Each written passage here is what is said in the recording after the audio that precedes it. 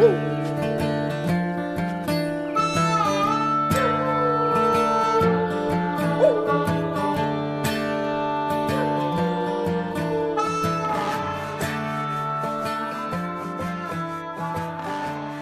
everybody, welcome to episode 61 of the Go Get Outside podcast. This is your host, Jason Milligan.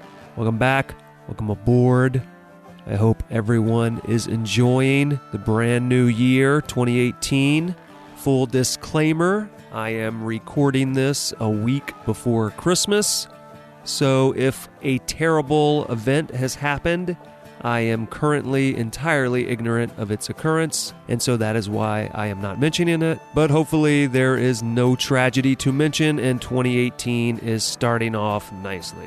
So with that, I will assume that 2018 has started off well and wish you all a happy new year. And I cannot think of a better way to start 2018 than to share this episode with you.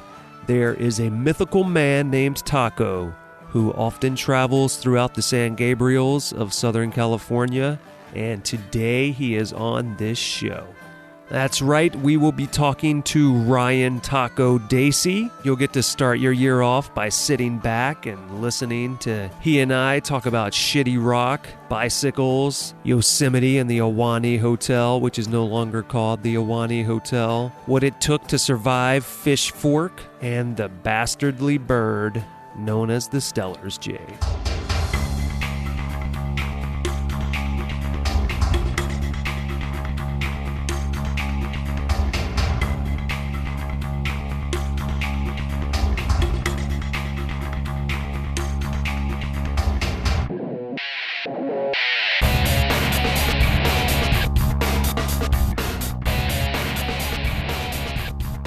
My name is Ryan. People call me Taco from Southern California.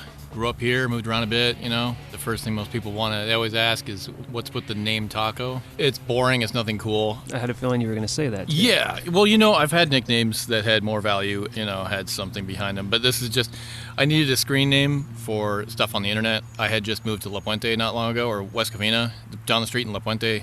There's a place called Taco del Rio. Really, really good. Took their name and people just shortened it to Taco. And there's always Ryans and Bryans and, you know, climbing and canyoneering and all that jazz. So when you're yelling, you know, especially in like, you know, a crowded Eaton Canyon or something like that, like Ryan, and, you know, you hear like six guys go, yeah! And so it's just Taco, and it's like no one's named Paco or whatever. So it's real quick and easy. So the way I think I originally met you was probably through Alden. Mm-hmm. Mutual friend, past guest on the show, dude whose name comes up too much. So if you listen to this show and don't know who Alden is by this point, you must not listen very frequently. But I remember he and Mika talking about some guy named Taco, and then they started arguing about whether that was really your name or not. Oh, yeah, sometimes that comes up. It's like, no, seriously, yeah, some white kid from suburban Los Angeles County, his parents are like, you know what, we'll just name him Taco. That's acceptable. He won't be, you know, ostracized for having an food item as a name. And I believe it was Mika who was like, no, I'm pretty sure that's really his name. I'm getting it legally changed. So you're saying his parents chose to name him Taco? Yeah, I think so. It's you know, an ethnic name. Yes, and you're a very ethnic guy. Oh, yeah, South American, you know, Central American. Definitely. You're part of the pale, redheaded South American. The one spot where it doesn't, it gets lots of rain and snow and not a lot of sunlight. All right, so you took on Taco to use it online, which another thing I find kind of interesting about you is to a certain degree you kind of have like a bit of this counterculture, punk rock mystique around you. Do I? To a certain degree, which man. would lead me to believe that you would be a person who would hate social media and web forums and things like that, but you use that stuff like crazy. Yeah, well, you know, traveling around and working odd jobs and stuff, you have plenty of time to do that. It's not like regular 9 to 5 and you fit it in and, you know, you wake up, you get ready, maybe you look at something real quick, and then you're out the door, and then you're working, maybe on lunch you get a little bit of time, and so on and so forth. You know, I'm doing a lot of part-time stuff and working on random stuff, so yeah, especially with travel, you know, you're hooking up with different people in different places. Where am I going to stay? I got to use this to go find out, you know, if I'm going to talk to these people, go here, go logo there, It's really useful in my situation. But no, I do think in a lot of ways it's not that good because there's no body language. You can joke around with someone in person. And right. It's easy to tell if you're being a dick or if you're just messing around and having fun. But online, it's almost impossible unless you know those people really well, which is 90% of my online stuff, pure garbage. That's part of the other thing that I find interesting because you're such a sarcastic, not serious person. Yeah. And exactly what you're talking Outwardly. about. Right. On the inside, you have a strong, powerful heart. And I don't need no man. But you definitely have that personality, at least outwardly or whatever, and online with the sarcasm and the humor. And it is so hard to get that stuff across to someone that doesn't already know you. Oh, yeah. And people get hurt about it, but, And then it hurts you in your little heart. Yeah. But you pretend on the black outside. And crumbling. Pretend on the outside. Use the memes to medicate. That's also one of your forms of communication, correct? Oh, yeah. Yeah. Absolutely. Well, Gabe and Luis and all them, it's pretty much just through memes that we communicate. Yeah, so if you don't know Ryan and you find him online, you will not understand anything that he is relaying because it'll be an inside joke, a meme, or some sort of sarcastic comment that maybe you're not privy to. No one's meant to understand, but most things you can't quite fully understand anyway, so the relativity of the universe leaks into every single aspect of communication as well. Oh yeah, this thing's going to get deep quick. Yeah, and I'm sober. So let's talk about this. So when I think of Ryan Dacey, other than pale, red-headed South American guy named Taco, I think of a dude that apparently travels solely by bicycle. Usually. A guy that climbs a lot of stuff, occasionally gets forced to do some canyoneering, and a guy that notoriously likes to climb things that no one else would ever want to climb. I don't know if you know this, so I'm going to reveal it to you now. Oh, God. I'm curious if you do, because after climbing with you a while back and getting a feel for like the kind of stuff you like and the kind of routes you've set, I've started referring to like those routes in between designated routes that look terrible and chossy and like nothing anyone would ever want to climb. I call those Dacey routes. Oh, great. And anytime I say that around someone who knows you, I never have to explain what I mean. I can grasp that.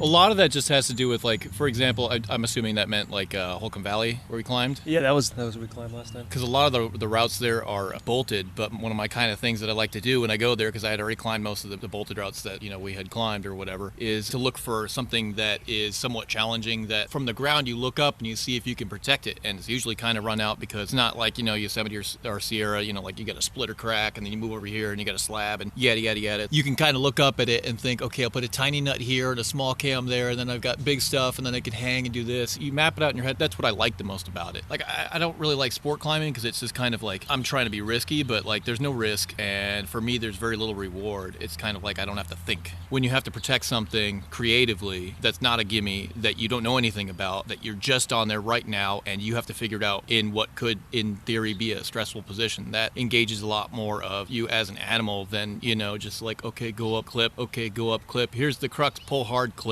and then you're done. Not that I'm not trying to bash, those kinds of things. I'm just saying, like, I'm trying to distill it or, BS for my purposes. I've noticed that. It seems like what you're interested in is solving that puzzle. You don't want the fucking video game, I don't even know what they're called anymore because they don't make them anymore. But you don't want the video game strategy guide that tells you how to get I know what you're talking about. link Those to here. Yeah, they were great when... like Duke Nukem 3D and stuff, that era. Yeah, we're talking old people stuff that no one has needed in over a decade. But yeah, it definitely seems like you're a person who doesn't want the answers before you get on the rock. Correct. I like to know nothing about it. I don't like to know the grade. I like to look at it and kind of figure out, okay, what I think it'll be like. And then I go up there, and those stressors and all those factors come together to allow me to meditate. There's a certain amount of confidence and skill and experience that needs to come before you can decide to do that, because you could easily be an inexperienced person with very little skill and throw yourself on something like that and then get in terrible trouble right away. Yeah, and often with the routes that I have climbed, if I didn't have that experience beforehand, especially with regards to the stuff in the sand gates, which is often difficult to protect, and the protection itself,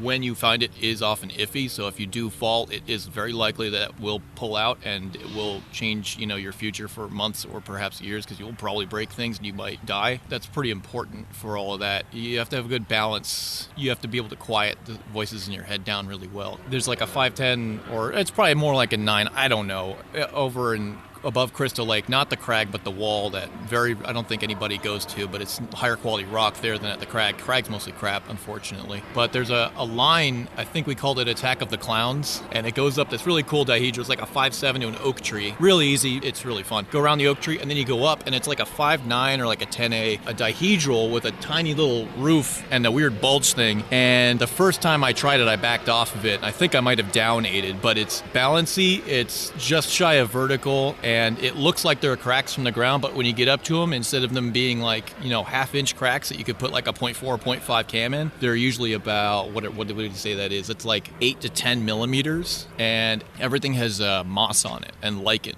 And so all of where you're standing is, like if you cleaned all that stuff off, it would be a lot easier, I think. But the protection is still iffy, and almost all the protection is very small, and the crux, it would be easy to peel off backwards and tear it out and land on the ledge, and your Blair. Sorry, we're being tracked by by Obama. Obama's trying to sneak up and gain all the secrets for the FUBU death camps. You're trying to make us make wallets. I refuse to. But yeah, like experience gained aid climbing really helped with that, because with aid climbing, for hours you're just in aiders trying to figure out, is this tiny little nothing going to work? And you get on it, and sometimes it does, and sometimes it doesn't, and you fall, and it rips out, and this, that, and the other hits you in the face, whatever. You just hours and hours and hours of doing that, and then going up to a place like that, which has better rock than I think anybody who hasn't been there thinks it does, but it's still certainly not, like Joshua Tree or Yosemite or Red Rocks or any place with good rock. It also has a super shitty approach. Oh, that approach is worse than the other approach. So the one that's famous for being bad, this is twice as bad, but it's not really that bad. It's kind of like if you're going up to the base of Zodiac on El Cap, it's shorter than that, but it's still the same long, about half an hour to 45-minute talus and scree field. And so it kind of gets old, but after you've done it a half dozen times, it's like, whatever. Yeah, so you're mentioning Crystal Lake area, which is one of the climbing areas that you've helped develop and put up a number of first descents there. The one that comes to mind is Conveniently Sexy. Oh, Conveniently Sexy, yeah. That was one that I've climbed solid on. One. So we talked kind of about how you like to climb on stuff where you really have to think about it, Mm-hmm. and we've talked a little bit now about these areas that you've helped develop. So before you could get to the point where you could do all those things, let's go back in time to how you built up that skill base, because you grew up, like you said, down here in Southern California. Mm-hmm. Were you an outdoor kid, or was that something that came later? Yeah, I was an outdoorsy kid. Should I just start from kind of the beginning? And just start from the beginning. it? Start about when your parents first locked eyes and they could feel you in their loins. Yeah, I don't even want to think about most of that. But my parents are from northern New Jersey, New York City area. My family's from back east, not outdoorsy at all. Nobody's outdoorsy. My dad was a car salesman and an aerospace engineer, and my mom was a mom, and she did some nursing and stuff like that. So I kind of grew up around like cars and a little bit of racing and stuff like that. And I went and hiked a lot, and I wanted to learn how to hunt, and I wanted to join the military when I was in high school. So I joined the NRA and the Civilian Marksmanship Program, and that all came together in that I wanted to train. So I went into the hills near my house. It's near Chino Hills area. So you know how it's kind of hilly, and there aren't, well, not anymore. I mean, a lot of it's been smashed and developed and sold for millions of dollars in crappy houses that are 5 feet away from each other, you know what I mean? But so you're looking to purchase one of those in the near future? Oh, absolutely. I can't wait to be where it used to be nice and quiet, and I used to hang out. But yeah, I'd hike with one of my sisters, and then she was busy, and so I just went out and hiked alone. And so I've been hiking and sleeping outdoors alone and hunting and scrambling around and exploring ever since I was 10, I don't know, since I was a little kid, My parents didn't really care. They were like, yeah, go out. I always came home, and I didn't shoot anybody, so it was cool. They trusted me with a lot, and I haven't hurt anybody, so that's cool. It's interesting because a lot of times, like Southern California, everybody assumes Los Angeles, and so there's this concept that everyone here is like granola hippie, liberal city dweller, and your upbringing to a certain degree is very similar to more like a Southern upbringing. Well, I don't know about Southern. You mean as far as like hunting and stuff? As far as you ran off on your own to do the things you wanted to do, people trusted you to do it, and maybe they even trusted you with weaponry at a young age. I'd have a rifle with me, and I was like 13, 14 years old, and that's unheard of. And that was when school shootings were really coming into vogue. That was kind of a challenging thought process. It's much different. I mean, where I grew up is predominantly Asian neighborhood, predominantly higher end. I was just middle class. We were in a middle class neighborhood, but it was all like everybody wants to be doctors and lawyers, and I wanted to be a soldier and just kind of be simple or whatever. I don't know what the hell I wanted. I was a dumb kid. Everybody's a dumb kid. Thankfully, now you're an ancient, wise. Now I'm a dumb kid with more problems. So you were a kid running around by yourself with a gun in the woods. Yep. But I didn't get into climbing until I was probably about like 19, 20 years old. 32 now, for what it's worth. I started by going up Baldy. I think the first time I started hiking up kind of near Baldy, over in the hills above Claremont and Upland, I would look far off and I'm like, oh, I hate mountains. How the hell do I get over there? And so I went hiking further up. I went up Thunder Mountain once, just up one of the ski runs. I didn't know anything about anything. And so I had myself, and I think I had desert boots on, and there was snow on the ground, and it was icy because it's a sand gate, so the snow just turns to ice. And I got to the top of the ski lift on Thunder Mountain by getting a Navy survival knife that I brought and jamming it into the snow, and then I'd pull myself up to a stance. I repeated it for probably not that far, but far enough to get through that part. Got up to the homemade summit. ice axe. Yeah, and then went around the front side of it underneath the lift to the summit of Thunder, and then I thought, oh, I'll just glissade down, not knowing anything about glissading and not understanding that I was on incredibly compacted snow and it was cold. And so I slid and I lost control, and I slid all the way down the mountain, all the way to the base of the ski lift for like a couple thousand feet of elevation loss and a quarter of a mile of distance. Thought I was going to die, went through a couple dead trees, and I saw them coming up, and then it was just, oh, they're gone now, and that was it. It was just,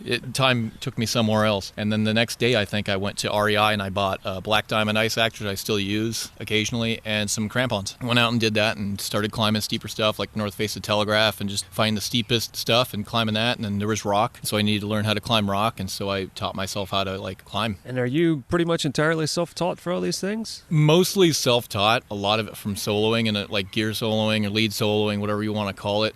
I would do stuff, and then people have over time corrected my mistakes. So I've never had enough money to just, I can't just go plunk down $700 for a class because I don't have much money. So I was always kind of just, hanging out with people, and they teach me things and I teach them things, and it just grew from there. My medical training obviously is a professional training. What sort of medical training are we talking about? Like WIFR. Okay, so you've got nothing crazy, the full WIFR 10-day. Very expensive. Okay. Thanks to my friends, they paid for it.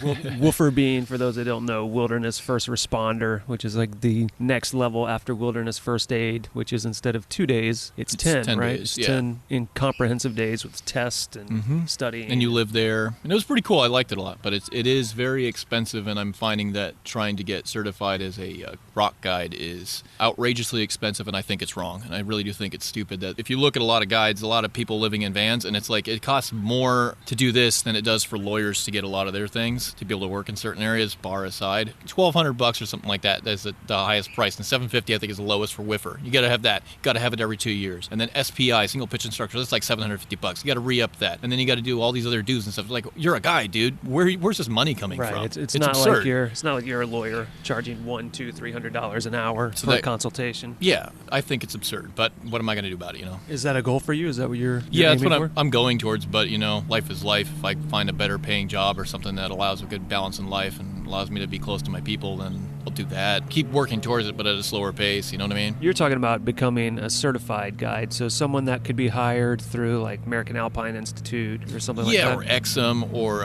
Yosemite Mountaineering School, or just anybody, but like AMGA Rock Guide. And there's three. There's Rock Guide, Alpine Guide, and Ski Guide. And to have all three, you can become a international mountain guide, so you can go guide, whatever. It makes a lot of sense to me that you would be interested in that, because one thing that we haven't mentioned yet that also I've noticed with you is that you take a lot of other less experienced people out. Especially, I've noticed you take a lot of female people out. Yeah, it feels really good to introduce people to it. And as time has gone by, I have noticed how you do things imprints on other people. So you might notice someone that you introduced to the sport, say 10 years ago or something like that, and you might see some things that they're doing that you might think that's not very safe, that's not a good habit, and then you realize it's like a mirror. It's a reflection of how you were at the time. So there's kind of that maturity aspect of it. But it feels good to introduce people to stuff like that. And I think it's important for people to realize that in our civilization as it is, a lot of it is bad for you as a person and as an animal. I mentioned that a lot, and that a lot of mental health problems and a lot of depression and drug use and all kinds of stuff. I think a lot of that comes from not being able to experience stuff outside, I guess you could say, because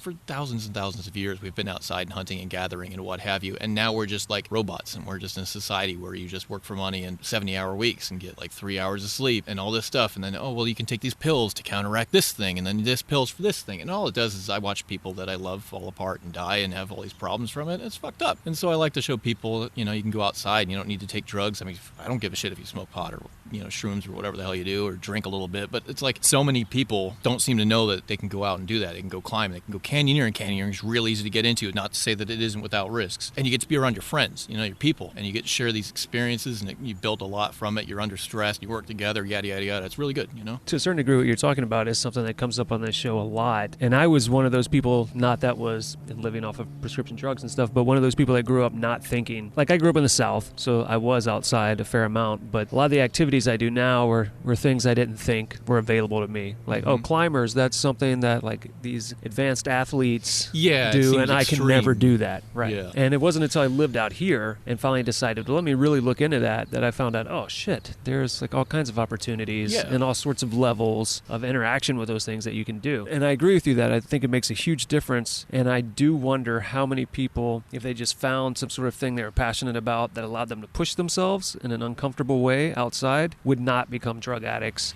or other things. Because it would give them an outlet that is physical, which is really important, and mental and spiritual and emotional and all that stuff, because we're all animals, and going outside and exercising and being under stress and figuring things out and surviving is what we've been doing for a gajillion years until recently, and now we don't have to do anything, and anyone can reproduce, and everybody can be homeless or this, that, or the other, or be on drugs, whatever it is, you know what I mean? It's just everything's been turned upside down. There's no survival of the fittest. There's no reward. One of the things I wonder is, and I don't know how much of it is living on the West Coast now and just what's readily available around me, but I wonder if that is starting to shift a little bit, because it seems like outdoor recreation, the industry at the very least, is ballooning. Yeah, it seems to be getting big. Yeah, and it also seems like it's more and more people who I never thought would camp or hike or do whatever are starting to get into it. And I don't know if that is just going to be a temporary trend. I think so. I mean, wasn't like running and kung fu really popular in the 70s? Who does kung fu anymore, MMA was really popular. Climbing right now is really popular. I know it's hypocritical to say, but I do hope it becomes less popular in the future for selfish motives, really. It's just because I think it's more pure when there aren't so many people. Well, there are enough gyms popping up that most of those people will be in the gyms where you don't have to worry about them. Yeah, but again, I think it's all selfish. I think I'm completely wrong with it, I hope. I mean, the same thing with bike stuff, too. Like, a whole adventure biking and bike packing thing, that's really big now, and I didn't know anything about it when I was, riding a lot. And then, when I started getting into touring, I kind of didn't know about it until probably about a year ago, and now it's a big focus for me just because it makes more sense, but it's expensive, so I have to sell all my old crap to get the new crap. So before we do get to bike packing, I want to hit one more thing with climbing before we talk about that. So you were saying how you're self-taught in a lot of ways, and then you would pick up things from other people. It's one thing to be self-taught, and doing scrambling up mountain faces or top roping somewhere or bouldering. It's another thing once you start getting into traditional gear placing climbing.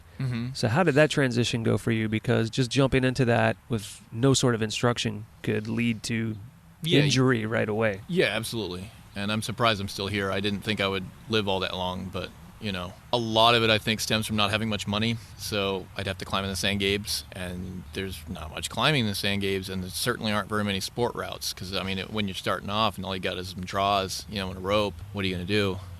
So I bought nuts and hexes and stuff like that, and acquired some tri-cams, and I think I had one cam that I got from Bass Pro Shops a long time ago. Bass Pro Shop? Yeah, because they don't know what it is. They're looking at it, they don't know what it is, and it's offensive. Speaking of places selling camming devices that maybe aren't fully aware of what they're doing with them, although not to the degree probably of Bass Pro Shop, but when Sport Chalet was still around, the one over here in La Cañada, you could buy cams there, and I went in one day, and those tags to make the alarms go off so you can't steal items? The little that you usually punch ones? Through clothing? Yeah. They had punched it through the sling on the cam. Criminy. Yeah. It's probably not a big deal, but still, come on. You were physically injured. You were injuring the thing that compromised the strength of the sling. I guess that was not a climber doing that. No, it definitely wasn't. But the next time I came back in, I noticed they were no longer doing that. I like doing that. It's like, oh, hey, I see things have changed. That was a positive change. That's cool.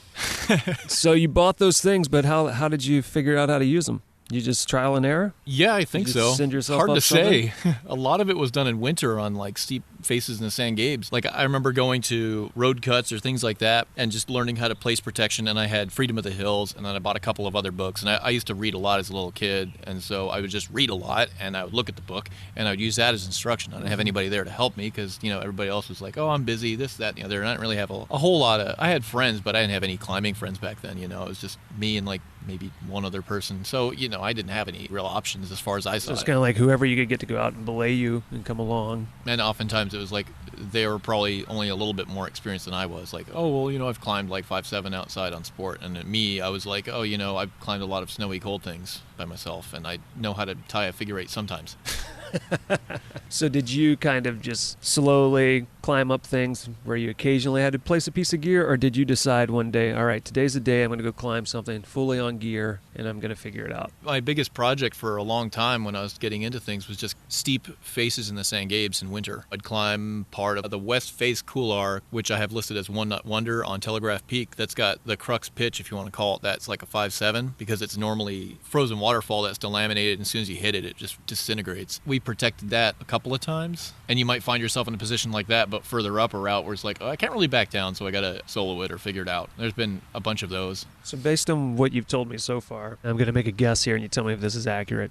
I know that you establish routes sometimes, do first descent sometimes. Was a lot of that just out of sheer necessity? Like, oh, there's not anywhere to climb necessarily right by me, but I know there are these rocks here that no one else seems to be climbing. Maybe there's a route there. Yeah, I'll go probably figure it out. Is that how Crystal Lake came around? I'm trying to remember how Crystal Lake really started. I think I went up there. I might have ridden my bike up from the city and looked at it and thought, oh, that looks neat. And then, it's one of those things where you see something in the distance, but you can't go there because you had to go back home or you got work or whatever. And then you make a plan to go out there again. And you go out there again, and maybe you don't bring any gear. You just want to look at it. And then the next time you bring out some gear, but you don't have the right gear. And then another time you come out, just progressively doing that. So when you've established routes, I notice that you tend to add them to Mountain Project and share them, whereas some people maybe would be of the opinion that, oh, I went and established this, no one ever should know about it, it's mine. So that does not appear to be your logic. So what's your reasoning for sharing those things with other people? There is that. That's kind of the more old school way, is to not tell anybody, but it depends on a different geographic area. Some people in certain areas will share a lot. Some people won't share anything at all. I think that it's kind of selfish not to share things. I'm not saying that you need to share everything or that you should share anything. I mean, it's absolutely relative. You know what I mean? It doesn't really matter too much. And the stuff that I'm climbing up there, most of that stuff, you really expect that to get crowded. It's not like people are going to go up there and go on some run out hairy route. Refer back to my earlier comments about what I'd call a Dacey route. Yeah, no one's getting in line. There are a few up there that are quite good, honestly, that I would climb over and over again until I die, because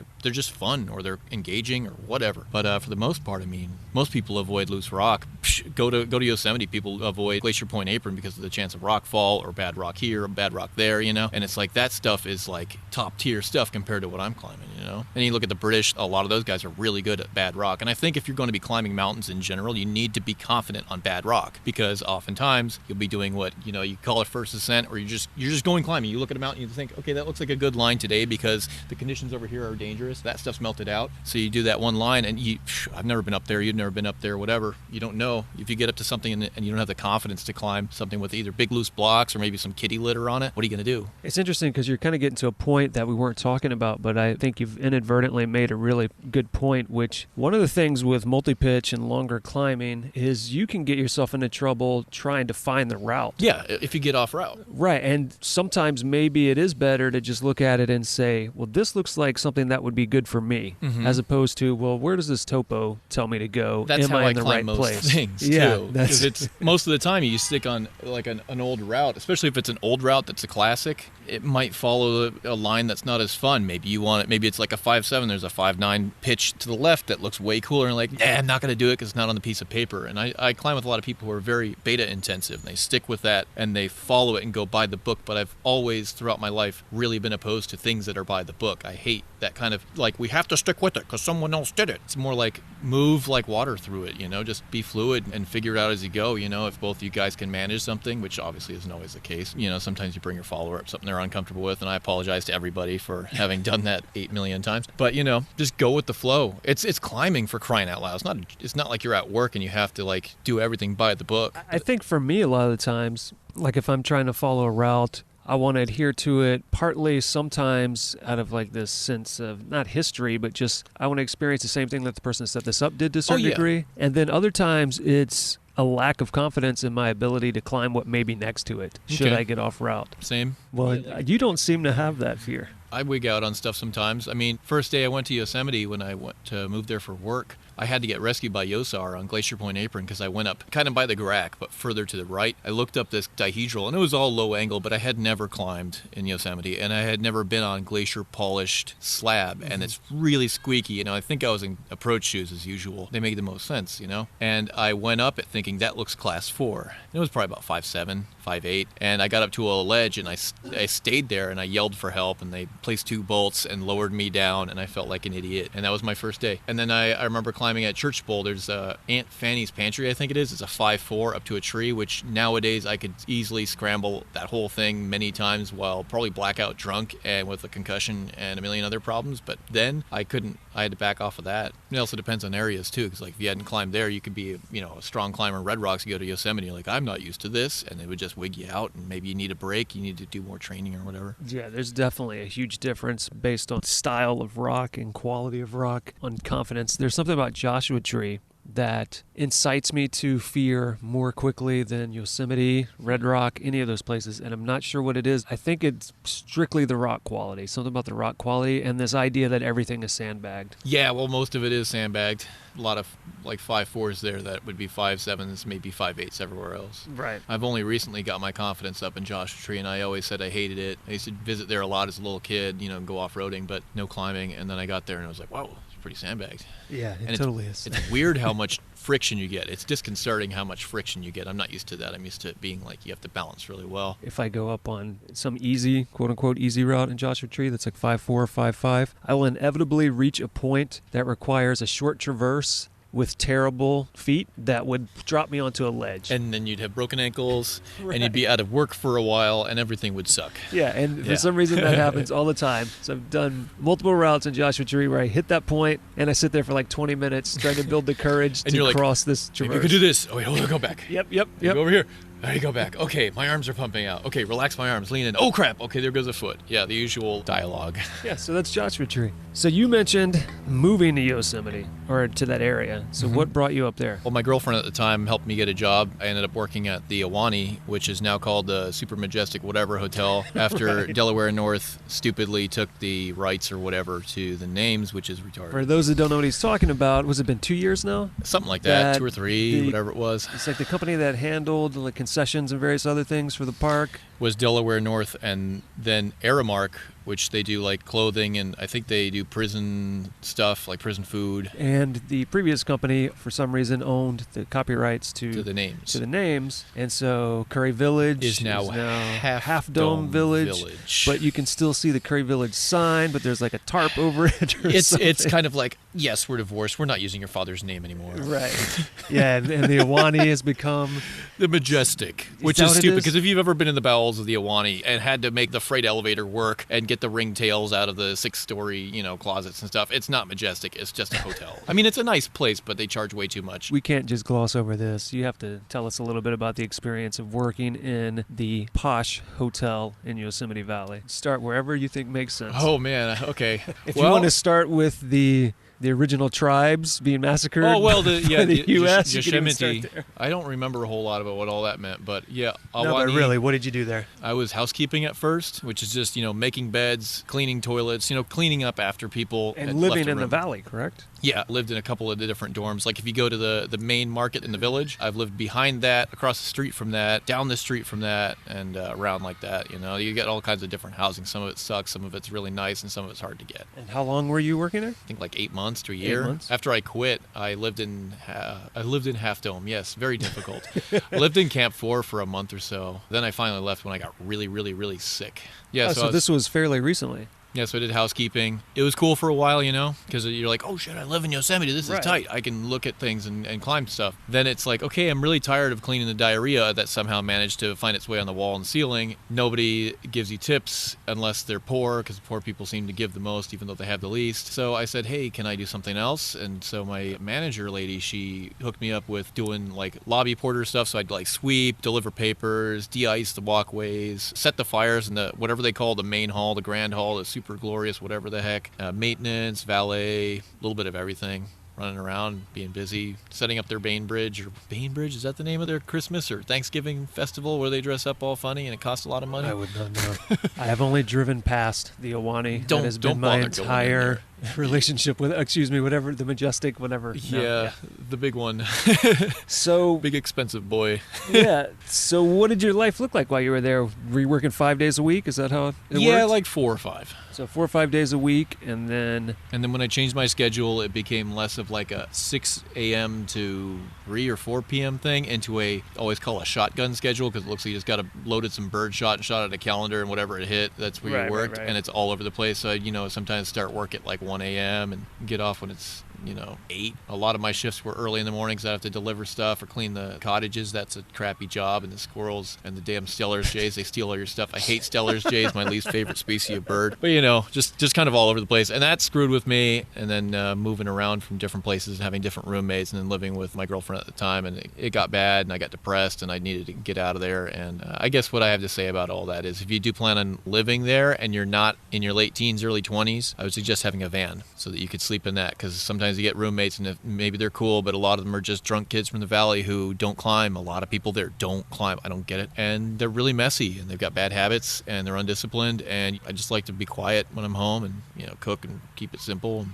it's interesting because I'm sure before you headed there, you had this picture in your mind, like, oh, it's going to be awesome. I'm going to be in Yosemite, and I'm going to be able to climb everything every day, and I'm going to be able to do it. And you had these expectations, but then you said you got out of there because things were getting bad. It was driving you crazy, and you were getting depressed. Yeah. Which I'm sure is not at all what you expected to happen. And that's one good point that I got from all that is people say, you live in a dream, man, paradise. And it's like, if you're in a bad state of mind, you're depressed, it doesn't matter where you are. I can look up all these big walls and I'm like, I really want to climb rhombus walls, stare up at that for an hour. It doesn't matter because you're depressed. Nothing's possible. You don't feel good. Everything just feels like crap. Were you able to accomplish any of the things you wanted to early on, or did it get bad kind of right away? When I quit, I didn't know what I was going to do or where I was going to go or how I would have a place to stay afterwards, and so I kind of freaked out and I felt hopeless, and I rarely cry, but I cried a little bit on a walk. It's all right. Nobody listens to this podcast, so nobody knows. No, it's cool. I'm trying to cry more. Don't worry, guys. I've got this. I'm in touch with some of my feelings. But then when I lived in Camp 4, it was really cool. It was simple, and I had enough money left over where I could, I just had my car in the parking lot with all my crap in it. I went out. I was just climbing a lot of stuff, and previous to that, when I was working, probably about a couple months before that, I had never really free soloed in my life, but I had been climbing a lot. It's hard to find partners, and gear soloing or lead soloing and aid soloing all take a lot of time and a lot of equipment, and it kind of sucks a lot of the fun out of it. One day I was like, maybe tomorrow I'm going to go see what I can free solo. And so I did a bunch of easy stuff at Swan's Lab, and it built up, and I started soloing all kinds of stuff. Pretty easy stuff, nothing crazy, but a lot of like multi-pitches. That's probably the best thing I've done, one of the best things I've done in my life. Let's take a minute to talk about that, because soloing is one of those things that most people can't understand the reasoning behind it. Even people who see like climbers and think like, oh, that looks cool, that looks fun, I understand the drive for that. But free soloing's stupid. No one should ever do it. It's irresponsible. You're selfish. If you get hurt, people have to help you, and if you die, so on and so forth. But you brought up another point, which is you were saying that was some of the best stuff you've done. What a lot of people say is it's freeing, it's pure climbing. It is purity, and it's pure movement, and it's I've never really danced. I never went to dances in high school, and I don't have anybody to show me how to dance. But this is part of my dancing. Of course, there's risk, but if there's no risk, you're probably not paying attention. The thing I've started to realize the more I climb, at least when you're leading on gear, to a certain degree, you are soloing. Yeah, but there is a backup. I always have like this little LED or LCD display somewhere deep in my head that says, if I fall here, nothing happens. If I fall here, I'm going to bang my head, but I'll be okay. If I fall here, I'm going to hurt my ankle, but I'll be good for a week. If I fall here, I'm shattering both of my ankles and I'm going to have to quit my job. I don't have any medical help. I'm going to be screwed for like a year, and then I got to rebuild, and it's going to really suck for a long time. If I fall here, I'm going to die, and that's going to screw my family over. It's going to disappoint a lot of people, so on and so forth. But even on rope, there are those times where okay, here falling is not an option. Oh, that's what I mean on rope. I'm talking about on rope. Oh, yeah, you're talking about on rope. Right, Yeah. exactly. And so you're dealing with that already, and then once you remove the rope, there's no backup whatsoever. But you're already kind of in that mindset, so it kind of starts to naturally happen to you, whether you mean it to or not. Well, the dialogue's different without a rope. It's kind of just you accept that you can't make any mistakes because people are relying on you. And so you have to take everything very seriously. And I know a lot of people who don't solo in that fashion. And again, I'm not doing anything crazy or cutting edge. It's almost all like below 5'8" kind of stuff. Just pretty easy, but there are real consequences, and they're going to affect more than just you. And it's not a good thing, and you need to be responsible. It's not just, I am responsible for my life. It's like, I am responsible for this. And, who's going to take care of my mom? And who's going to make sure that my sister's okay? And my other sister? And my whole family, and make sure everything's good, and make sure all this stuff gets done. And all of that hinges on you in that one moment, however long that moment may be. So a lot of people probably think it's like it's irresponsible or something like that, but it's absolutely not. And I think that's kind of what I was trying to get at as well. Is before, when I was just top roping and bouldering and stuff like that, I always thought like free soloing is a thing I'll never do. And then once I started leading on gear, I would find sometimes I accidentally soloed a pitch because I didn't realize I was already at the top of it, and it was moving so smoothly that it seemed You just kept flowing. It seemed like it made no sense to stop and try to place a piece when it wasn't necessary, it wasn't needed, and I could move through it much more quickly without. I'd get to the top of a pitch and say, oh shit, I guess I just soloed that. Yep, and then you just build your anchor. And then you start to understand how it can start to make sense, and how sometimes, not always, sometimes it's maybe more safe to not stop and place gear. In some cases, there are simply fewer systems in place. There are fewer things to go wrong, fewer mistakes to make when it's just movement than if there's technical stuff involved. Basically, what I want to get at is don't give Taco, Dacey, Ryan a hard time for soloing. Don't draw assumptions about the irresponsibility of people who choose to do it. And also don't think that you'll never do it. Never say never for a lot of things in life. Because it may start to make sense to you. Yeah, and it's not for everyone. There are plenty of people who are significantly better climbers than you or me or anyone we know who will never solo. Yeah, like I'll never free solo. That's their choice. It's cool, That's been gone over a lot. People talked about that a lot. It's all just very personal. But realistically speaking, if you want to move in the mountains, you're going to have to be comfortable soloing 5th class terrain, and that's in your head. You need to be in your head, and you need to be in control of your head. It's the same with riding in traffic or being in a fight or whatever it is. You got to be able to control your mind because it is yours, You can't let the fear control you because fear is just a warning light. Panic is loss of control. And I think a lot of people panic, and that's hard to train. I like that point because one of the things I do think that's highly valuable that you get from doing activities that some people will consider dangerous is learning to control fear and learning to control that panic response, because neither of those things are going to do you good elsewhere in life either. So we talked about you working at Yosemite. It did not end up being the dream job you thought it would be. Oh, I don't think I thought it was a dream. Or would not. It's just a job. Job's a 4-letter word. Didn't turn out to be the dream move environment you hoped it would be. But it sounds like once you slid into Camp 4 and started leading that life, it did start to improve. And then you started soloing to a things. degree, yeah. But that was very temporary, You Right. can't maintain that. Once your money runs out, that's kind of it. I mean, obviously some people can continue doing it. And is that what caused you to leave, running out of money or dealing with the limits? I got really, really sick. My buddy Ryan Bracci and I climbed Royal Arches, and I felt funny. Something was wrong. I was climbing kind of crappy. The next day I woke up at I think like 2 a.m. and I was vomiting for a couple of hours. Bad headache, and just felt really terrible. And I was like that for I think a couple of days before I just packed it in and left. While sick, drove back to Los Angeles. So did it just turn out to be some sort of bug, or did it turn out to be something else? I don't know. Every so often I get sick. I've got medical issues of my own, so it's kind of like it's hard to diagnose sometimes. Sometimes it's from the past, and sometimes it's, maybe should have washed my hands more that day or something. Right. I tend to be a pretty clean guy, I'm careful with that, but who knows? Maybe I ingested something. I doubt it was food poisoning. It's probably not the pizza deck, and I've eaten at the pizza deck a billion times and never gotten sick, I think, so who knows, man. Dude, you don't want the pizza deck coming after you. No, they'll send the fat squirrels after you. Yeah, they'll send the Stellar Jays to kick your ass. They'll tear all the sausage off your pizza, and then what are you going to do? So you came back to Los Angeles. where you still are. And I do remember not so long ago you claiming you were leaving Los Angeles. Oh, yeah. I've been trying to move to the Pacific Northwest because it's more affordable. Just trying to make something happen. Plenty of times in my life I've been trying to make things happen, but I got a van, so I worked at Home Depot and I pushed shopping you got carts. a van or you have a van? I had a van. Okay, because as far as I know, you have no vehicle right now other than a bike. I have correct? an old BMW I bought that is in storage at my buddy's house, and I feel bad for it, but he seems to be all right with it. So it's going to be that tenuous relationship. No, it's cool.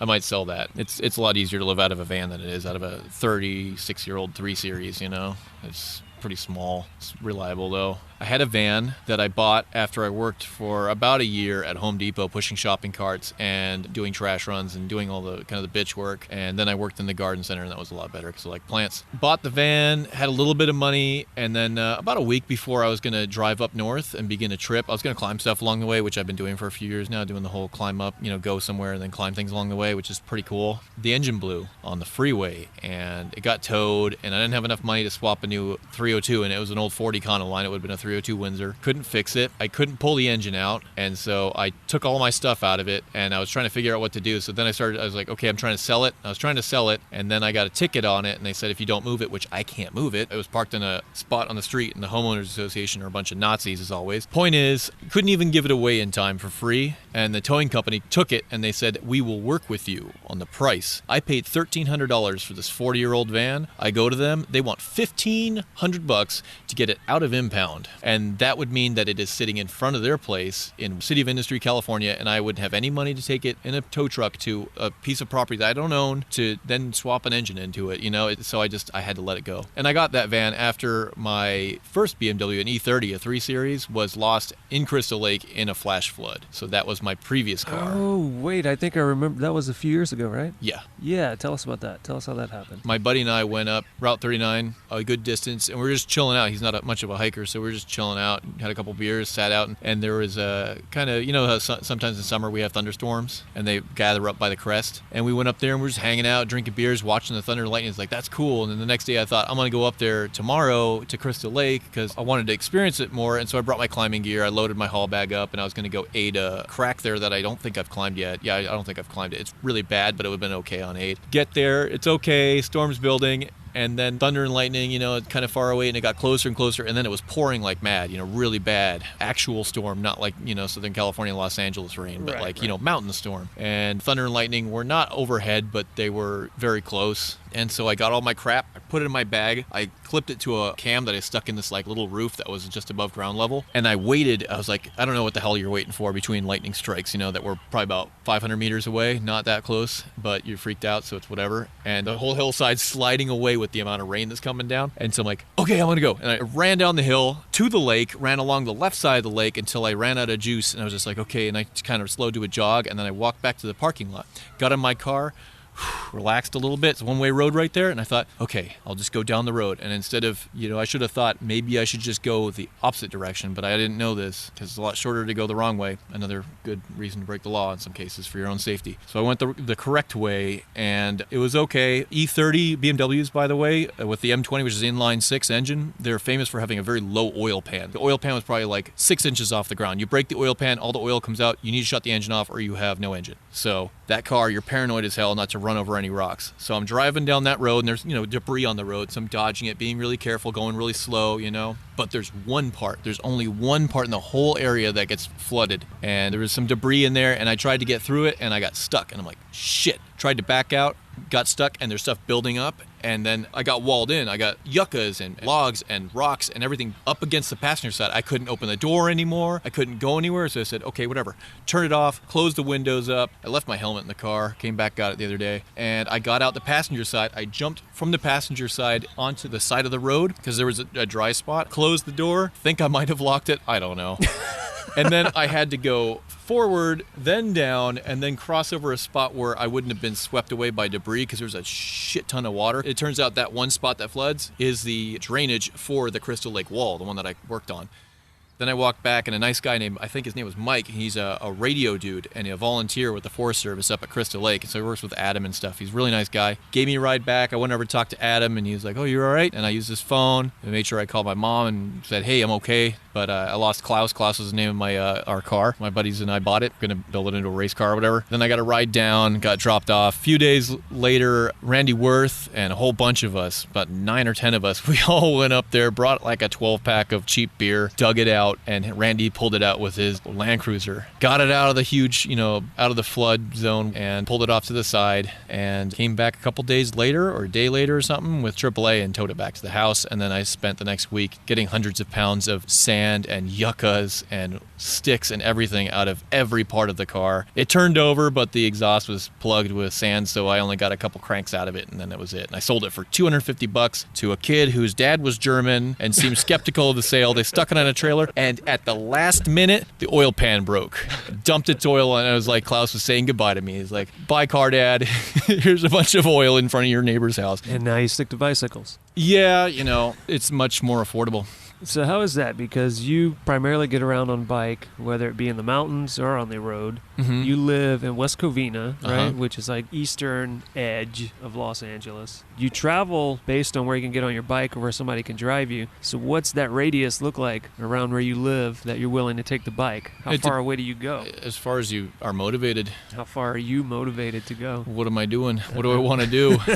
Like I rode up the 395 to go to Yosemite, and I've ridden to Yosemite twice now, up the coast a little bit. I do a lot of shorter rides, but I mean, you could ride around the world as long as you can ride on the surface. So I mean, Yosemite to West Covina, that's quite a distance on a bicycle. It's like a week. Yeah, so let's talk about what that looks like. Pack a bunch of stuff on your bike. Where are you sleeping along the way? What are you doing along the way to get there and back?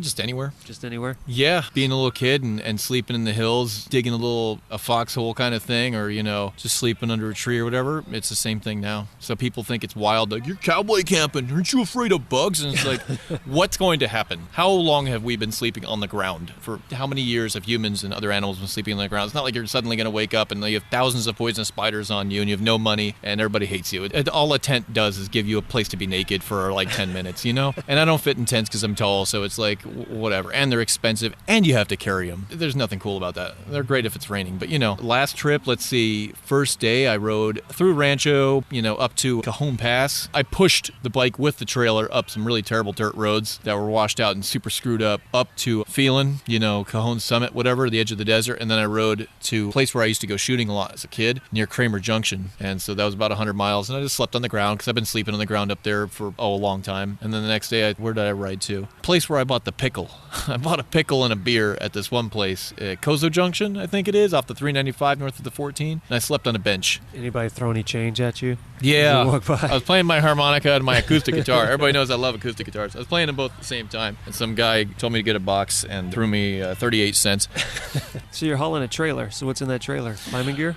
Yeah, I had less stuff than last year because that was my first real bike tour. So this year I had less stuff on the bike, so the bike itself didn't weigh as much. But in the trailer I had a huge Tupperware, and I had enough gear to climb pretty much any alpine or trad route, including anything with ice. I brought like 5 ice screws. I had my boots, I had my crampons, ice tools. I had a double rack to 3 with a number 4. So wait, what time of year was this? This is summer. Fall or this summer? But I figured if I was going to go stay with a friend up near Portland, and so Mount Hood is there. Okay, you were going that far up north as well. Okay. The Cascades were there, and I was looking for a job as just anything I could at an outdoorsy kind of company, So it's like, well, I definitely want to climb the north face of Hood. There's some cool stuff on that. Any type of technical, interesting route. So I brought all that stuff. It wasn't that bad. Previous year, and all the biking I'd done was good training. So yeah, it's slower and it's harder than other things. But if you want it, it's not that bad. I imagine it's a very different experience traveling on a bike a long distance versus a car. It's 8 million times better, and I love cars, and I love driving, not commuting, not boring driving on the freeway, but, twisty roads and all that stuff. I still like bikes way more for that, because when you're in a car, it is not about the journey. You can say it's about the journey, but where are you going to stop? Like we go to drive to another state for like a race or something like that, you're going to stop at like, some gas station or like a fancy gas station or a truck stop, and so it's like, yeah, wow, the journey is great. I've got a Snickers bar and ice cream and a Monster, as opposed to riding on your bike. You can smell everything. You see the sun rise. You see the sunset. that. You see animals, you see roadkill, you get to talk to people you would never talk to before. You become a better person. You open up to people, people open up to you. You help people who have car problems on the side of the road. You're engaged in the world as opposed to just being in the steel cage where you've got climate controlled music. It's cheaper too. Your fuel is your food, and food feels so much better when you're hungry. But from climbing, dude, you get up, you're on some ledge like 5 pitches up, and you're like, man, I'm really hungry. Oh wow, this thing that if I ate it at home would be lame. I'm eating it here. This is the best meal of my life. You get that every day. It's incredibly rich. I don't really have any regular conventional goals in life, but I'd like to ride around the world, experience that, talk to people all around the world, and really be immersed in that. You got to get those Instagram likes up so you can get different sponsors. I was hoping I'd get sponsored by like Heinz or like Ragu, something completely irrelevant, but maybe like, yeah, we'll sponsor you right across Africa if you just have all our mustard the whole way. You know what I mean? It's just better. It's time, and obviously most people don't have the time. You might have a weekend and you want to go to Yosemite, so you got to drive, and it's 6.5 hours there, 6.5 hours back. Unless you're taking the 123.95, then it's add another half hour or so. On a bike that's a week, who the hell has a week nowadays? So how's that working for you? Do you quit a job and then you do whatever you want to do until you run out of money, and then you start a new job? I save up my money when I work, I sell whatever I have that I can that would provide enough money to help. I do side jobs. I wouldn't be able to do any of that stuff if I didn't do side jobs like working on people's cars or whatever it might be. Save all that up, get the bike ready, make sure your sleeping kit is good, get some food things sometimes, and then just put the rest away. If you don't have a car, like I have a car but it's in storage, I don't have registration, I don't have to pay for insurance, it's not being driven, I don't have to pay for gas, I don't have to pay for wear and tear, I don't have to pay for tires, I don't have to pay for brakes, I don't have to do this and that. It's cheap. All right, so we're talking about Ragu sponsoring spaghetti around the world with Ryan Dacey. Yeah. How far could you get on a bike if you're, say, riding from coast to coast in the United States if all you were able to drink was Mountain Dew? Probably about 150 feet before your heart explodes and you die and your teeth fall out. But hell of a sponsorship, But hey, Ryan Dacey, he's willing to give it a try. I'll do if it, you're boys. willing to pay for it. Just pay for the medical bills. That's probably not going to happen. All right. Just don't bury me. Just cremate me, please. I think they'd be more willing to pay for all of your gear for 5 years versus your medical. So how long does it take to recover from binging on Mountain Dew? If I survive, it's probably going to take a while to get that fitness back and my teeth and everything. So it might be bad. Yeah, but I'll get some good gear out of it. Whatever. I'm good. I'll do it. You get to ride around the U.S. for 150 feet. Sign me up, fam. We've hit up climbing. We've hit up bike packing. We even talked about you taking ladies on a sense of things. Yeah, but... Okay, as a disclaimer, most of my family is women. I'm around women all the time. So you're saying you're not a creeper, is what you're saying? Hell no. You're not trying to get dates? No. You just prefer the company I'm a dirtbag. of women? I'm undateable. No, not really. It is different between men and women, but nothing replaces your homeboys, man. Just talking shit, hanging out with your homies. You can say anything. You guys are idiots together. It's great. It's a little different with women. Some of my lesbian friends, if that's an appropriate way to coin it, I don't know anymore. They normally don't give a shit. They're freaking outrageous. I love hanging out with lesbians. They're funny as shit. Oh, so if we could get Ragu to pay for spaghetti around the world with Ryan Dacey and his lesbian friends. As long as I'm in charge of the recording and it doesn't become a reality TV show. It has to be terrible. It has to barely be safe for public consumption. All right. So before we wrap everything up, I seem to recall, and I don't remember very much about it, and we haven't talked about canyoneering much. Oh, yeah, that's actually a big thing. All right. So is that a thing you want to talk about? Yeah, because there's not a lot of climbing in the San Gabes. I can sum it up pretty quick. Not a lot of climbing in the San Gabes. A lot of canyons, though, so go out and explore canyons. The end. And I've checked a lot of them out. Most of them are not that great, but there's some pretty cool ones. My friend Amanda Kraft and I've done a lot of first ascents. She's one of my best partners. We've found some pretty cool stuff. Found like probably the biggest waterfall in the San Gabes, Schwaderfall Canyon over by Rattlesnake Peak, kind of, sort of. It's like a 300-foot rappel or something like that. A lot of neat stuff out there. Some of the coolest stuff was on Smith Mountain. It all burned up. There's these big ferns are about 6 feet tall. They're all gone. Everything's gone. The whole ecosystem's gone. That really sucked. So one thing Fish Fork. That's what I was going to ask you about. I know you've got a good Fish Fork story. But is that the final thing? Is the Fish Fork story? Unless you got something else you want to hit before that. Joseph Munaretto, also known as Zay for Jose short. He lives up, I think, in the Bay Area right now. He's got a family. He started a family. He's a real nice guy. He's an expert on fitness, for lack of a better term, because I don't know the real, fancy boy words, kinesiology or, sports doctor, whatever. He was real interested in it. He had a big kick about exploring mines and stuff at the San Gabes, because there's a lot of mines. There's a lot of cool history, old Western Jeremiah Brown kind of stuff, And tell people what Fish Fork is and how it differs from any other canyon in the area. Well, Fish Fork is the long canyon that runs east-west along the San Antonio Ridge between Mount Baldy to Iron Mountain in the San Gabes. It's like Eaton Canyon on steroids, but with 1/1,000,000th the human traffic, very little human impact back there except for airplane crash parts. It's really beautiful and it's shaded, so it's really cold there all year long. Sometimes there's a great deal of water, and it's, for someone like me, I'm not much of a swimmer, and so my canyoneering, I usually like it to be just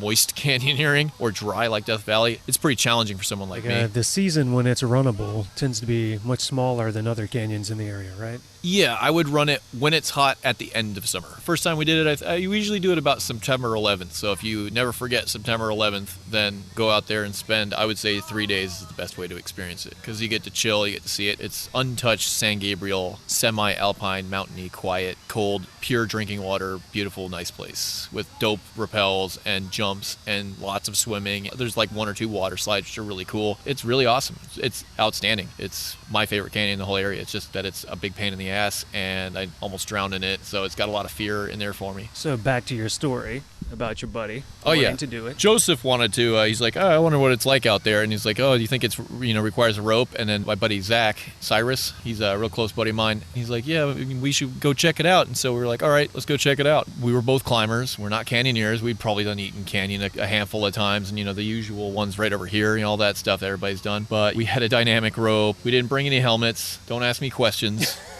I'll fight you IRL. We didn't know what the hell we were doing. It would have gone off without a hitch if any one part would have been different, but that's the same as anything else, really. It was just Zach and I on our first time down. We went up from the northern side, I think it's Cabin Flat or something like that, hiked over the Dawson Peak or whatever trail it is, into the eastern section of Fish Fork at Lower Fish Fork Camp. I think it's upper or lower. You could show it to me and I'd still screw up the name. I always do. First day, let's see, we did a handful of rappels. We got to the one section where you've got 2 rappels in a row and then like an optional slide or a down climb or a rappel. That area is really pretty. We went through the water in there and it started getting dark, so we backtracked and we bivvied under a tree with there were tons of spiders everywhere. A lot of undergrowth and crap. Next day, woke up, did that rappel. It looked super huge in the dark, and we do it, and it was super casual. It was really nice, really pretty. Kept going, bunch of rappels, bunch of swims. It's a really long canyon. I think it's like 8 miles long. Just the technical section? Before you get to East Fork. The last mile or so is completely non-technical. You're walking over slippery rocks in the easiest section, and it's just long. It's like generally 1 mile an hour, so 8 hours just to get through the canyon part of it, not counting anything else. We got to the longest rappel, and I was uneasy about it, and it's about 90 feet, and it looks really big, and it's numbers-wise, it's only, again, like 90 feet, 80-something, 90 feet maybe, but there's a drowning machine at the bottom of it, and again, I'm not a very strong swimmer, and I was less strong then. That prompted me to become a stronger swimmer, and I got a little bit more serious about canyoneering afterwards. So, let's see. Set the rappel. We weren't the first people down. There was no information online about this, no information in any book that we had ever heard of about this canyon, so we found the first rappel anchor was ancient webbing. It was probably like, well, not ancient, but like 5 or 10 years old, and so occasionally we would find old stuff, but a lot of that canyon gets scoured out. The hallway with the big chalk stone, that one gets scoured. The anchors are in a different place every year. So anyway, the big rappel, set the anchor, new one, wrapped down. I'm on a dynamic rope, and I'm wearing BDUs, military clothing, because it worked, and I had it. That's all cotton, and that got soaked, and there's no sunlight, and it's really cold water. At the bottom, I tried to swim away. I had my pack on, probably weighed about 60 pounds because everything was soaking wet, and I'm trying to swim away from it when I got off rope, and I'm getting slowly pulled back. So I'm making negative progress. It's extremely loud, and it's very cold, and it's really hard to communicate with Zach at the top of the pitch. I realized this wasn't working, so I made a prusik, and I stuck my pack to the base of the rope, and I thought, okay, I don't know how he's going to get down, but I'm going to try to swim anyway, see if I make any progress. I didn't make any progress again. I was getting pulled back, and it was really tiring me out. So I get back on the rope, put myself on, pull in as much slack as I can, and it being a dynamic rope, it would stretch, and so no matter how much work I did, I was always going to be sitting in the water, and the water is cold. It's getting later, it's late afternoon, and you're in the shade the entire time, and the water is really cold, and you're tired, and this is day 2 of an unknown canyon, which is really big, and I'm a bad swimmer, so on and so forth. And so I was not comfortable, and so at that point, I think he asked, do I need to use a spot? He brought a spot device, and I said yes, and so he he pressed the emergency button on there, the 911 button. So I stayed down there, and we were kind of yelling back and forth because it's super loud. It sounds like a helicopter is not super close, but close enough that you can't hear. He and I were yelling back and forth what we should do, and so he eventually said, okay, I'm going to go figure something out. So he left his stuff at the top of the rappel. He went back up the canyon. He went up a slope, across, down another slope, upriver, climbed up a rappel, which was in a small waterfall, which is super slippery, and right now I still can't believe he did that. And he got to me after about, I think, 2 hours of being in the water, and I was hallucinating, and I was hypothermic, and my skin was changing colors, and I was exhibiting signs of hypothermia, and I was kind of losing it. I thought that a helicopter had been overhead a bunch of times previously, but it wasn't. It was just the water, and I was hallucinating. He took all of his crap off, and so it was just him in his shorts, and he swam out, and he got me, and he brought me out. He's a really strong swimmer. He's a really strong dude. He's an EMT, he's a nurse, so he started telling me what to do, okay, I need you to change in your clothes right now. And I was just kind of like, hey, thank you so much. Man, it was really cold, I was being stupid. Right. And so he's like, no, you need to change. And he was, telling me what to do and got me all changed. And there's a picture of me changing, and it's great because I look totally out of it. And I think I still have that picture somewhere on the internet. I hope so, because you're going to send it to me. Oh, okay. Well, it might be on the trip report on the San Gabriel forum. This is a little while, probably about an hour or two before sunset, and it was September 9, I think, 2009, 2011, 2010, I don't know. One of those times. We pulled the rope, got everything out, and then we went down, wrapped the thing he climbed up, got over, and there's a scree slope with a big old oak tree next to it that goes northward. Put our crap down there, and he said, hey, I got to go get my pack. I left it way up there. So he goes up that scree slope, around the corner, and probably gained about 1,000 feet, maybe 1,200 feet of gain, just doing that. Tons of work. It's really, that whole area, it's a lot of work. It's like the Sierra if the Sierra is falling apart, so it's even more work. You know what I mean? Because you can't just climb up it. It's just swimming. Right. We had to come back and get our stuff a couple days after we got rescued. But he jumped into a helicopter from like the edge of a ridge. He found an airplane wreck somewhere up there. I'll have to ask him again someday where the heck it was, because I wouldn't mind seeing it, I guess. Hell, I really want to go back. And he jumped into the Huey, one of the LA County Fire Department Hueys, I think it was. West Valley SAR, I believe. And then they said, okay, I think we're done. He's like, no, my buddy's still down there. They didn't know I was down there. Now I'm just they chilling just thought out. He didn't feel like doing it? Yeah, no, it's fine. You can leave him. So then they sent a Firehawk, which is a Black Hawk that's converted to fire duty. So, it's got like a bladder, and it's, a little more Spartan, a little more rescue-centric. They came in, and it was dark then. We're right at the base of the North Face, or North Ridge, or North whatever aspect of Iron Mountain. And it's probably windy as hell. It's probably a real challenge to be a helicopter pilot in that situation. The Black Hawk lowered one of the rescue dudes on the steel cable. I talked to him real quick. Hey, blah, blah, blah. You got to leave your stuff, because we couldn't bring the stuff up. I didn't have a helmet. He was obviously kitted out. He's all ready to go. Regular crew chief stuff with a avionics helmet or whatever. I had one of those full body harnesses that I put on, and then he clipped me into it, and we both went up, and it's dark out. And we got, I don't know how high off the ground before we started moving forward, and we started going north. When you go there's this massive, big-ass pine tree, and it dragged us through this pine tree, this huge dead pine tree, and I slammed the back of my head on a branch. I've been punched in the head a handful of times where I, saw stars, and it was kind of time slowed down, and you have to start to relive again and be like, how will I hit this person or something? And it was just BAM! And it's super, super bright. I don't think I've ever seen stars like that before, where everything was white, and then it twinkled back. And I remember going, you okay? And he's like, yeah. He's the guy with the helmet. I didn't even have a freaking helmet on. Lifted us up. The pilot turned and headed southward and pulled us all the way up. And then I got a cool ride at night over the San Gabes in a Black Hawk by Iron Mountain. And you could just see the big shapes of big peaks and stuff. It was really cool. Adrenaline had worn off a while ago. Adrenal dump, which is fun. And all that stuff, and now you're just chilling, and they dropped us off at Brackett Field. And then I got picked up and went home, and my buddy Eric was there. Eric was just very recently in an incredibly bad car accident, so I wish I could go check him out after his issue, and he went and came over to me, and I couldn't stop dropping things. I couldn't remember stuff. Then I ate a bunch of macaroni and cheese, and I think I waited a while to go to sleep. And then a few days later, we came back, and we retrieved our stuff, which was a 22-mile round trip. It took all of a whole day to do. What kind of macaroni and cheese? It was Kraft, which isn't that great because I'm lactose intolerant. Don't say it.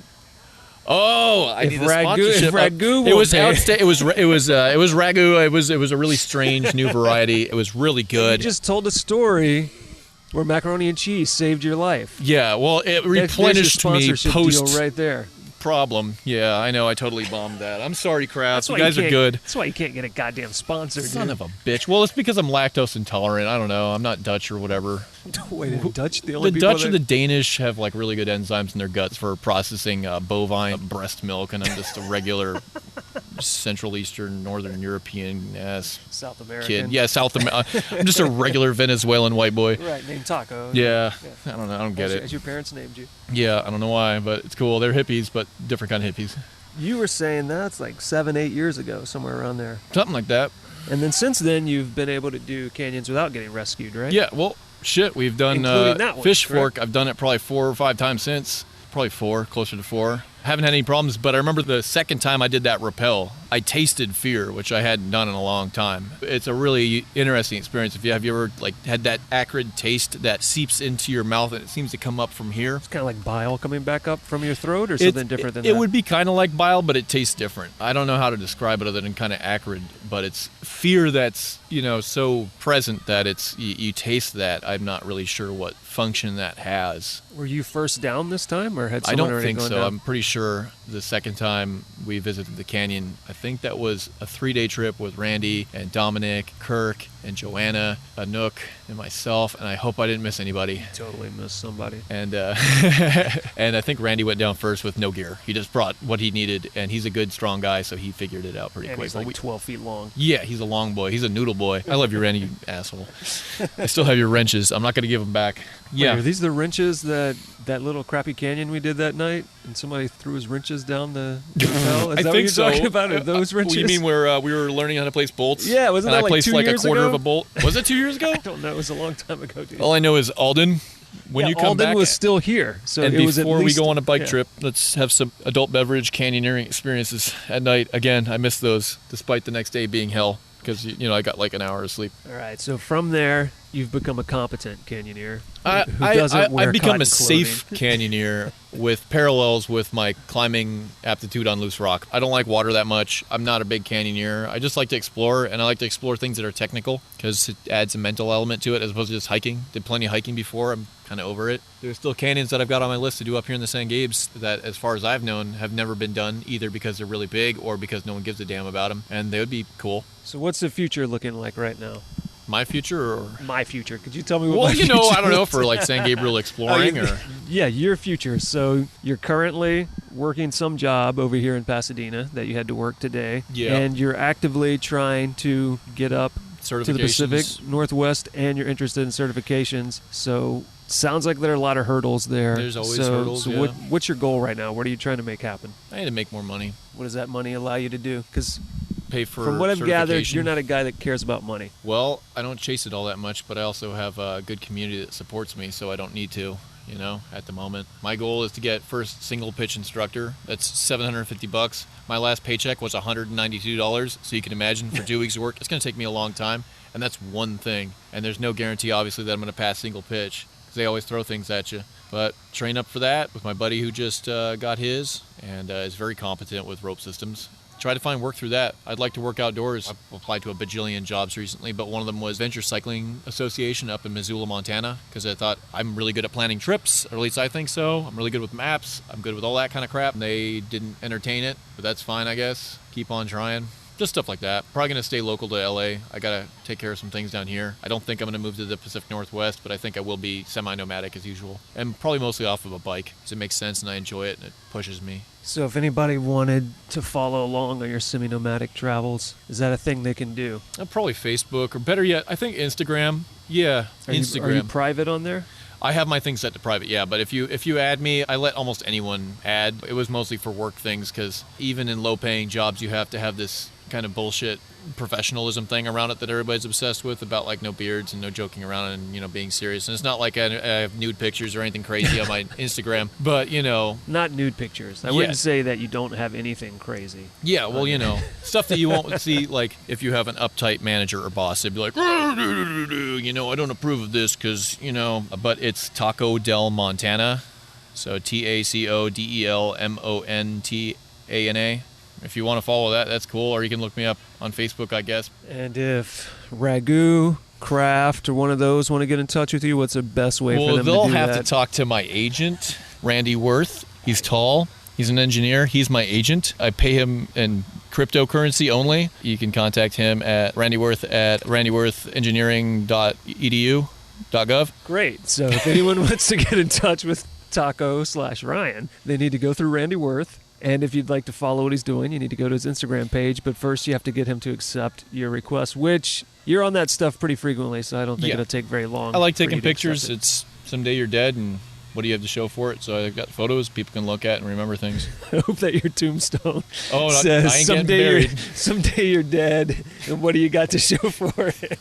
Stories. That's all it really lasts, I guess, So the way I usually end this show is I ask you if there's anything we've missed that you want to talk about, or if there's any final thought you want to leave people with. Yeah, I got final thoughts. I hope they don't take too long. One thing that we didn't cover was the San Gabriel mountain forums, which I've given control of to my buddy Sean. And Hike and Jim, everybody knows about Hike and Jim. He's a stove expert, and they're both very competent, motivated guys who are really good at this kind of stuff. Recently with moving around a lot and changing things, I gave them control of the website that I had been running for a while. What website is this? The San Gabriel Mountain Forum. If you go at eispiraten.com, it means ice pirates in German. Good luck with that. EISPIRATEN. You'll see the stickers all over. I mean, we have stickers on top of like Lone Pine Peak, Whitney, all over the place, Everest Base Camp, a lot of stupid places on some cars, all over the place, because they last a long time. Mitch of Mesa Tactical, he made the stickers. He's a good guy. Those stickers are indestructible. But yeah, check that out. It's if you're in the San Gabes, if you're in LA and you want information, that's a treasure trove of information. It's outstanding. All user contributions. I don't make trip reports anymore. I don't like blogs. I don't like writing stuff very much. I like to kind of keep it inside, and I take pictures instead. Maybe talk to somebody. Probably not. I keep everything inside mostly. I shouldn't probably, but whatever.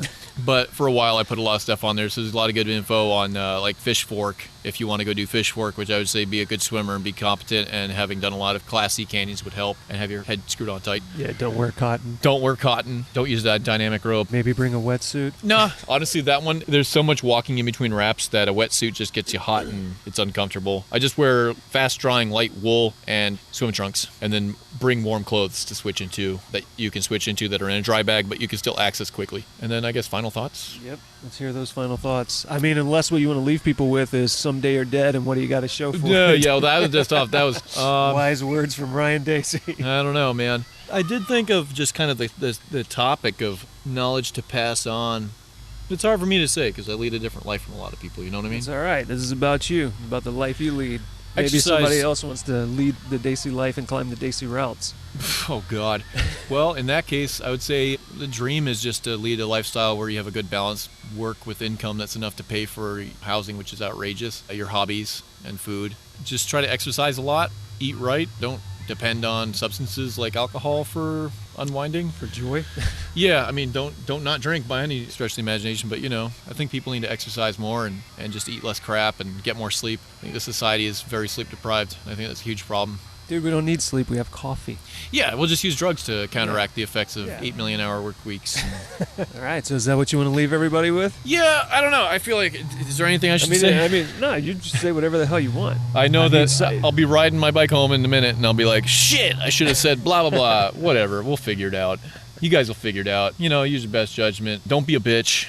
Love your friends. Make sure you tell everybody that you love them before you can't, because people die. So make sure you tell your friends you appreciate them, because you lose friends every year. You know what I mean? See your people, love your people. So on that oddly happy and depressing note, well, hopefully good. It's just a reminder, and all reminders have some weight. All right, so if you're happy with that, I think we can call it good. Let's do it. And then you can get on your bike and try to get home before it's completely dark. Oh, it'll be fine. I'm going to take the train. Oh, really? Yeah, I'll get down on the Gold Line. It's pretty tight. Ass. Night creatures. All right, dude. Well, thanks for meeting me over here. Yeah, thank you. Thanks for waiting for me to piss twice. Now you're going to have to say tight now. It's going to be a habit. Yeah, getting everybody to do it. Yeah, it's tight, dude. It's tight. Fucking tight. Dope. Adios.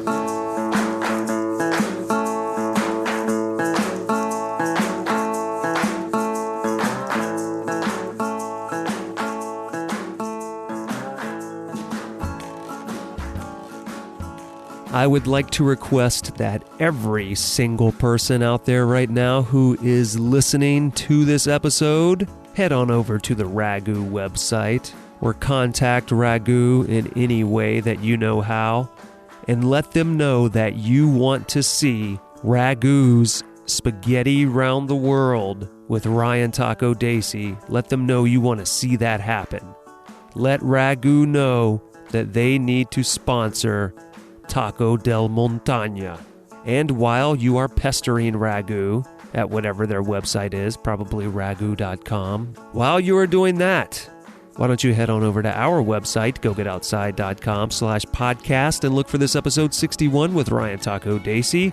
And there you will find links to his Instagram blog, Ispiraten, his mountain project page, information on Fish Fork, and most importantly, Yelp reviews for Taco del Rio, the restaurant he named himself after.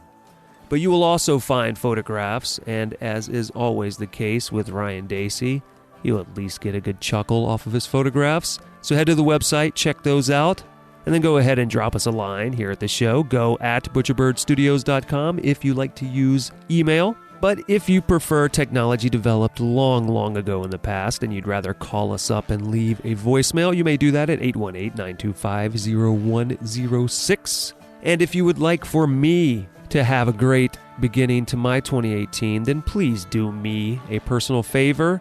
Head on over to your podcast purveyor of choice, subscribe to this show, rate this show, review this show, and share the wonderful words of Ryan Taco Dacey with someone you love. The Go Get Outside podcast is produced and recorded by me, your host, Jason Milligan. This episode was edited by Griffin Davis with additional editing by me, and brought to you by Butcher Bird Studios. Next time on the show, it's time for another roundtable discussion. Come back and learn everything you need or want to know about bikepacking and touring. January 16th, Bikepacking and Touring Roundtable. See you then.